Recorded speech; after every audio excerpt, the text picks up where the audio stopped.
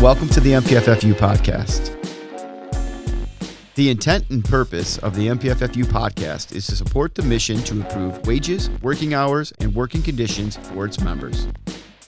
This podcast will disseminate evidence-based relevant information, resources, and strategies.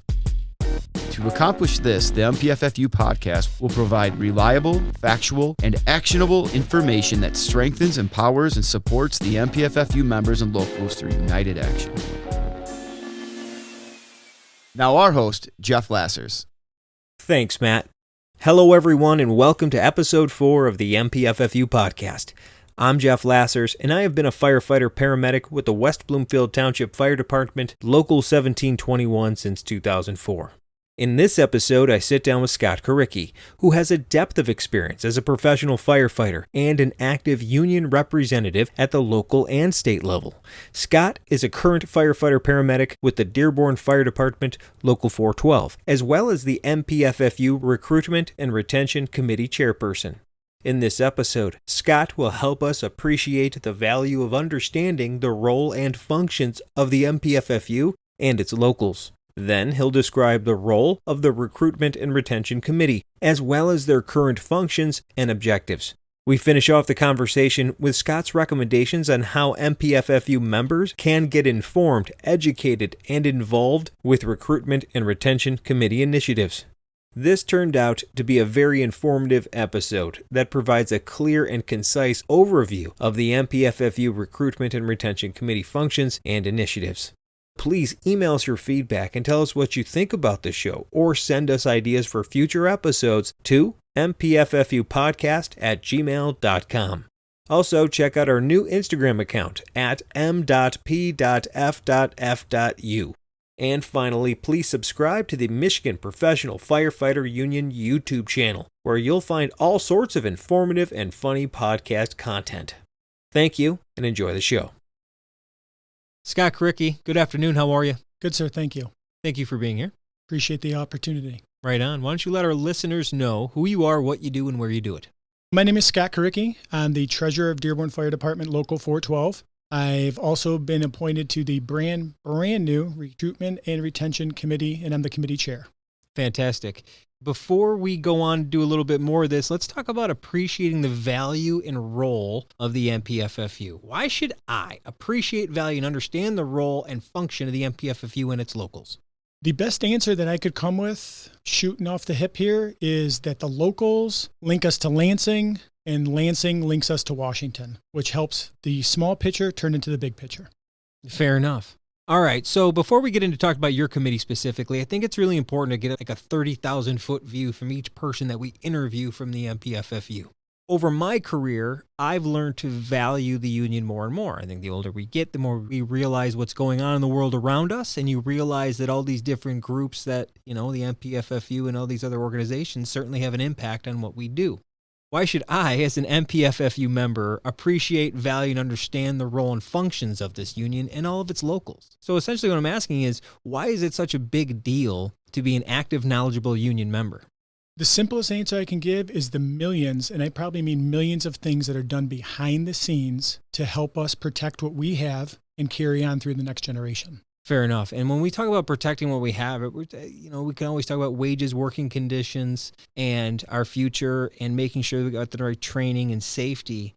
But I think the biggest thing is just making sure the right people are involved. Because once people stop being involved, we stop meeting our goals and objectives, which means that we can't move the ball down the field and things don't get better for us. Absolutely. Well said. Oh, thank you very much. So the committees that make up the MPFFU, specifically here in Michigan, being a hub for the IFF, and each spoke is like each state. Like in Michigan, it's the Michigan Professional Firefighters Union. Ohio, it's the Ohio Professional Firefighters Union. And then in Michigan here, our state union is made up of several committees, and you are the chair of the Recruitment and Retention Committee. What does your committee do? Other than the obvious, because it's right there in the title. Right. Well, as the name implies, the committee formulates and operational strategies and resources to recruit, to retain Michigan professional firefighters. We can break it down to the two things, recruit and retain. Let's start with recruitment first.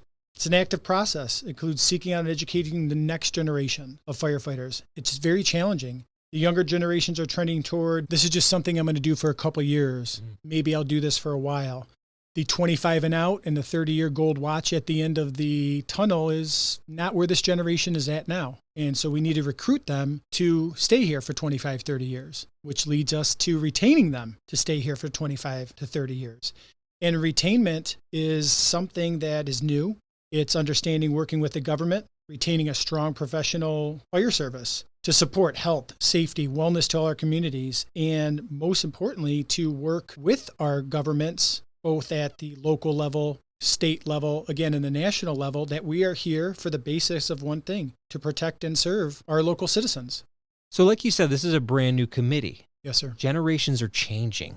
Obviously, when I grew up, I'm semi-old, right? I'm 40 now. So I'm getting over that hill and I'll climbing be 47. up. My guy. Me and you grew up at a time where our parents and our parents' parents kind of had us aim at something that was going to be stable, long-term, and provided us what we needed to have the things we wanted in life. For Yes, me, sir. as a family and all the things, right? And so as we transition to maybe these newer, younger generations, the thought of being somewhere for 25, 30 years is not as appealing as it once was to these generations. So I can understand being a new committee, you kind of have to address these new changes. It's not like you can just change it. You kind of have to roll with the punches. So give us a little bit of historical context to the need for this committee and some of those challenges you're experiencing to kind of get recruiting and then retain those people. Jeff, you said it best. This is brand new. This is, for lack of a better word, uncharted waters.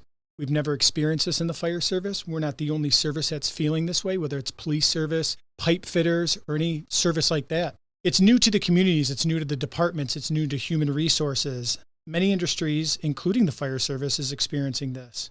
Originally, the intent of the Recruitment and Retention Committee was temporary. It was set up something in late fall of 2021. At the convention, it was voted on by our membership for this to be a permanent committee. So everybody at locals all the way up to the state level realizes how important this is. And what we can do is educate our communities, educate our citizens, educate at the local level that this is a career, and this is a career that you do for 25 to 30 years. Let's talk a little bit more about your committee and how it kind of serves that. I can understand the goal being is that you got to get after people and then we got to keep them there. And me and you tested against hundreds of other people probably at our agencies? Absolutely, sir. I can remember carpooling with friends where there was hundreds, that the difference of you getting the job and someone else getting the job could be 0.5% on a test. That it was so cutthroat that that person that got a 98% lost the job to the person that got a 99%. Like you stated, Jeff, there was people, you were going and applying for spots where there was 100 applicants, and all they were doing was creating a list because per the city charter, they had to have a list every 2 years. Those times are gone. You can basically walk in and have a chief's interview that day. Yeah, it's a much different world now, and I can understand those challenges. Tell us about the people that are helping develop this committee and really get a foundation under it. Obviously, you're the chair. Who's your vice chair? Vice chair is Michael Huertson from Muskegon FD, and we have 14 total members, all from across the state, Southeast Michigan, Central, Lansing, East Lansing, all the way up to the UP. A diverse group of communities, because you can't just serve, like Dearborn, you got that semi-city, semi-suburb. Is much different than Muskegon, is much different than St. John's, is much different than West Bloomfield. Absolutely, and how we may recruit and retain in Dearborn is going to be different than Traverse City, is going to be different than, like you stated, Muskegon or Flint. But the most important thing is that we have an array of people on our committee from the age of 22 to myself, 46. I think there's a gentleman older than me. And I think that's very, very important that we look at it all angles, all aspects, as we do as firefighters and paramedics. When we pull up on scene, we're doing 180s and 360s that fast. And that's the same thing. I'm very proud of the committee that President Saar was able to give me, that we can all look at it at different angles. And everybody comes up with some great ideas. Fantastic. And when did this committee meet? We minimally, and I say minimally because I feel like my phone is always going off and I'm always getting an email. We meet every quarter, which most committees do meet for the MPFU. But there's many, many phone calls, many, many texts, many, many Instagram posts. There's many, many emails, Zoom meetings. Because again, we're brand new. This is uncharted waters. Yeah, even if you had your ground really firm under you, I got to imagine it'd still be a lot of phone calls, text messages, emails, Zoom meetings. Absolutely. And all that technology and how we can get out there is changing by the minute. Yeah, truly, truly. Why don't you give an overview of your projects you got going on? Maybe some near and future projects you got going. Some of the projects we have going on now, or even a few weeks ago, we set up a new Instagram account. And for you that are not following it, it is m.p.f.f.u. All lowercase MPFFU, a dot in between every one. Please follow it. Amanda West of Delta Township is handling that for us for the MPFU, doing a fantastic job. It's a real great way of getting out there what locals are doing in the state of Michigan. Also, a very, very brand new website called mpffcareers.com, created by myself and Scott Korycki, working with Secretary Treasurer Chesney and President Saar in regard to that. Basically, it's created a quick link that if you are looking for a job and how to get the job, you go to mpffcareers.com and you will find it. And it's very, very quick and easy. Yeah, it's a really cool website. I quickly looked at it. I'm like, well, this is really easy. Agency, click here to get to the application or the website. A lot of us might still know people looking for a fire job, and it seemed that was a very convenient location. I remember picking up the Detroit Free Press on Sundays and looking to see which departments were actually hiring. 100%. Not only the paper, but I can remember 911 hot jobs, paying to link to this website. Also, I can't remember the day, but every 30 days when people got SAFER grants, you would the new SAFER grant's coming out. Maybe blah, blah, blah, city and or township is going to hire. Maybe I'll be able to apply. And it was once a month and they came out and you would read that list. Yeah, now it's a little bit easier since everybody's hiring. Absolutely. There's an open position pretty much anywhere, so you can pretty much find your flavor for what you like, though. And if you go on the mpffcareers.com, it covers northeast, southwest of the state of Michigan. It's not just something very local to the southeastern part or central to Lansing. It's got a wide array of, if you live in Lansing, you could go to this community college. If you live in the UP, this is where you'd want to go. That's a great resource for people trying to get in. Now, what about near future projects and operations? What's on the horizon? Some things we're looking on are QR codes, brochures, posters, more social media outlets, more engagements, working directly with high schools, counselors' offices, but also community colleges and universities that may have a paramedic program, that have fire academies. And the number one thing we can say is, as my grandma would say, if there's not a DUPA in the seat at the college, there's not a DUPA on the fire truck.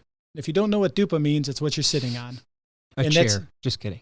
And that's very, very important. And we're also looking at advertising at local malls and job fairs. And that's something that I would say in the next few months that you'll be seeing, that you'll just see our brand, that you'll see that MPFU pop up. You'll see that QR code. Maybe taking advantage of some eyes looking at something and maybe somebody gathering some interest. Yeah. Yes, sir. Absolutely. Yeah, I mean, even my nephew called me the other day. He saw that Grand Rapids was hiring, and he was never really interested in the fire service. Then he saw a video. Next thing you know, I'm getting phone calls from him that he's interested in being a fireman. I'm like, it worked. And that's the thing. The one thing that I can't stop saying in my career is that we have a very, very unique career. And that career is that somebody dresses up on October 31st on Halloween with our job. Whether it's firefighter or paramedic, somebody dresses up to be like us. And if you were to walk into Target, Meijer's, or buy something on Amazon, you buy a toy fire truck. And that's what we are privileged with driving every day.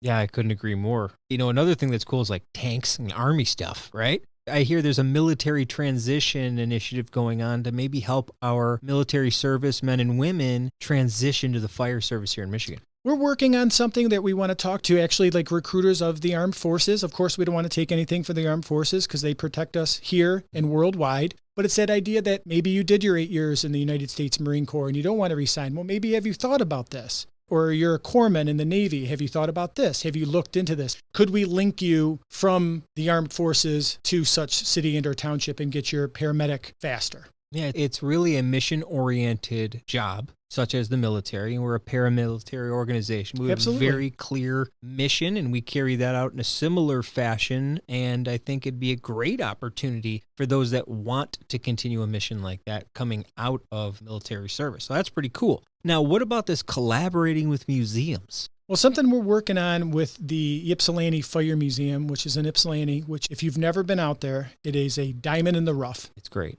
It really is. I would say it's the Greenfield Village feeling of an old fire station. Yeah, and I'm not a buff in the sense of I love the fire service, don't get me wrong, but I'm not that guy who goes gaga over every little detail of a fire truck. But when I walked in that building, I was like, this is so cool. Absolutely. And it's an old fire station that they ran until, I want to say, the mid-70s. They have it set up like that, and the museum is split up in two ways where it's attached to the old fire station, so you can thus, like I said, Greenfield Village kind of feeling, that you can walk through the way it was, where like you could literally envision going down the pole in the showers. It's a 3-level, extremely well-educated people running that museum. We're working with something, possibly hosting parties there, possibly hosting a recruitment, for lack of a better word, block party, something that we could have like a fair there, a job fair of sorts. Very inspirational to be that rich history. You feel the depth of it when you're in there. Absolutely. Like I said, I was almost embarrassed that I had never took my son there.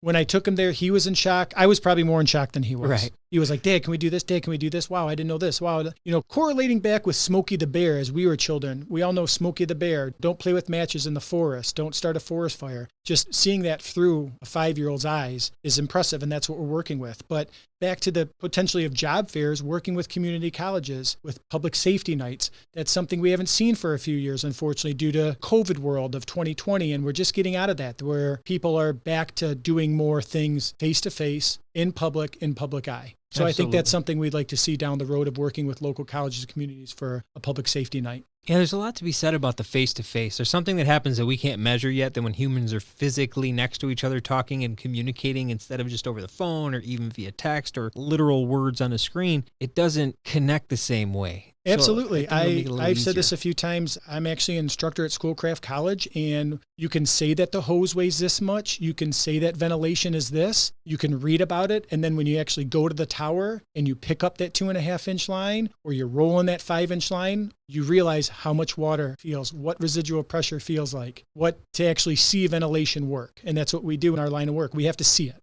So what other initiatives do you got coming out with your recruitment and retention? One thing we'd like to do is work with our fire chiefs. Remember that this is not about management versus union or anything like this. This is us working together to preserve life, protect the house, protect the home, PD and FD working together, and work with our local fire chiefs. This is a problem all across the board. And if we can work with them, they want those best people in their fire stations to protect their citizens. I couldn't agree more, and we got to get everybody involved to do this the right way. Yes, sir. On the same page. Absolutely. And now on the bigger picture, speaking just the MPFFU in general, now it's obviously important that we gain people and kind of get back to the point where we have enough people, butts in the seats to go on calls, right? But in general, getting more people involved in the MPFFU functions is going to be beneficial down the road for recruiting, retention, and all the other committees with the goals and objectives that were set forth by our members. Can you list and describe how our members can be better informed, educated, or directly involved with MPFFU committees, goals, and objectives? Number one, start with your local union. Start with your own personal local. Attend union meetings. Instead of having the kitchen table chitter chatter, it started at one end of the table, and by the time it got to the other end of the table at lunch, it went from red to yellow. Go to your local meetings. Attend a district meeting. Very, very informative. Shake hands. Meet people. Everybody has the same story. There's an old saying that you can walk in any firehouse and everybody's usually talking about the same stuff. That you could leave $10,000 in your wallet on the kitchen table and it won't be touched. But if you leave that one slice of pizza on there, it's going to be eaten by the end of the day. I'm making a joke, but it's the idea that start local, go to your district meetings, and attend a conference. Maybe your local is small. Maybe have a charity event at your own local so more people can attend a conference and a convention. Each one of your committees posts information and your meeting minutes and stuff like that. Where can I access that information to kind of get up to speed with what's going on with your committee? We're working with the MPFU to plan documents that they're more available for everybody to look at and read and what we're doing. And we always keep President Saar and Secretary Treasurer Chesney available of what we're doing and just kind of cliff noting of what we're doing, what we got working. And then they'll distribute out to other locals, especially at a quarterly meeting. Yeah, so like all the committees do, they kind of get the information back to Sec Treas and the president, and then they redistribute it as needed with everybody else's, right? Because it's a lot of different functions, goals, and objectives going on, and they can kind of organize it and get it out to the right people. Absolutely. So what about your recommendations to all of our people out there? What are Scotty's recommendations? Scotty's recommendations. Well, as I already stated, people dress up for our profession in Halloween. You can go to Meijer's or Target and buy a fire truck. So a real simple one is, you see kids going down the street, honk the air horn, but maybe do it when you pass them so you don't scare them. Even helping out local businesses, going to that local business for that carry out or the ice cream. I'll give a great example. A gentleman was getting promoted. He wanted to take us out for dessert. We went to an ice cream shop. There must have been 12 little kids sitting in there. I made sure all 12 of those kids got pictures taken in the front seat of that fire truck. Now, that front seat of that fire truck means something to mom and dad to see them, that they know where their tax dollars are going to protect and to serve their home and their children. That's the number one thing we can do, is boots to the ground, smile and wave when we see that citizen. Remember that 90-year-old grandma that we pick up on the floor, that's somebody else's grandma. And that's what we have to remember. It starts right there. Keep showing the value to your community and what we need for the community. Invest your time and value. And by putting that little one in that front seat, maybe we inspired a future firefighter. Thank you, sir. I appreciate you very much. Thank you, sir. I appreciate your time. That is all for the show today, everybody. Thank you, Scott Korycki, for joining me on the 4th episode of the MPFFU podcast. I hope all of our listeners enjoyed the show and found it informative. Remember, this is a new show and there's always room to improve, so please email us your feedback and tell us what you think about the show, or send us some ideas for future episodes to mpffupodcast@gmail.com. Also, check out the new MPFFU Instagram account at m.p.f.f.u. And finally, please subscribe to the Michigan Professional Firefighter Union YouTube channel, where you'll find all sorts of informative and funny podcast content. Have a great day.